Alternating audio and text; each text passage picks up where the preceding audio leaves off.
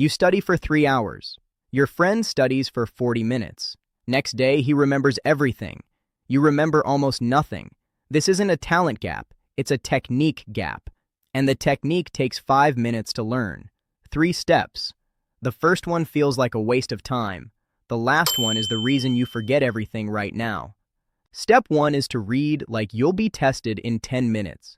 Imagine someone walks in and says there's a quiz, right now, on what you're about to read. Suddenly, every detail matters. That's the mindset you need every single time you sit down to study. Most people read something once and move on, or they read it 5 times and still forget it. The problem isn't how many times you read, it's what you're doing each time. Think about how you learn song lyrics. You don't sit there reading them over and over.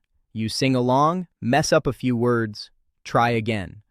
By the 3rd time, the words just come out. That's because your brain wasn't just scanning, it was working. That's what the 3 reads are about. Each pass has a different job. First read, get the big picture. Don't slow down. Don't highlight anything. Just let your brain absorb the shape of the idea, the main point, the structure. Second and third reads, zoom in. Now you catch the details, names, numbers, connections between ideas, things you completely missed the first time. But even 3 focused reads are still passive. Your brain is recognizing information, not retrieving it, and recognition is not memory. Step 2 is where you fix that. Step 2 is to teach a wall. Close your book, put your notes away, look at a wall, and explain what you just read out loud from memory. It doesn't have to be perfect. Paraphrasing is fine. Stumbling is fine. Your brain is now retrieving the information instead of just recognizing it. And retrieval is what builds memory. Say you're studying biology. You read about how the immune system fights a virus. Close everything and explain it out loud like you're teaching a friend. So basically, the white blood cells detect the virus and then you'll notice something immediately. The parts you actually understood flow easily. The parts you didn't, you'll hit a wall. That wall is the most valuable thing in your entire study session. It tells you exactly what to go back and reread. Then do it a second time.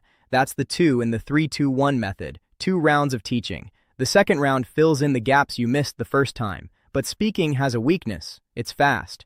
Your mouth fills in the blanks with filler words and your brain tricks you into thinking you know more than you do. That's why you need step 3.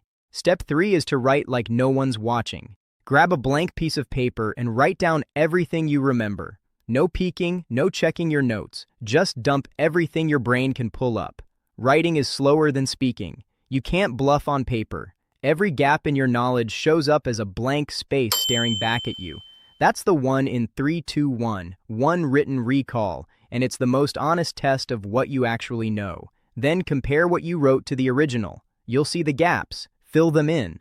Those gaps are the exact things your brain was about to forget, and now they're locked in. Most people spend 2 hours passively rereading and remember almost nothing. The 3-2-1 method takes the same time, maybe less, and you actually keep what you learned.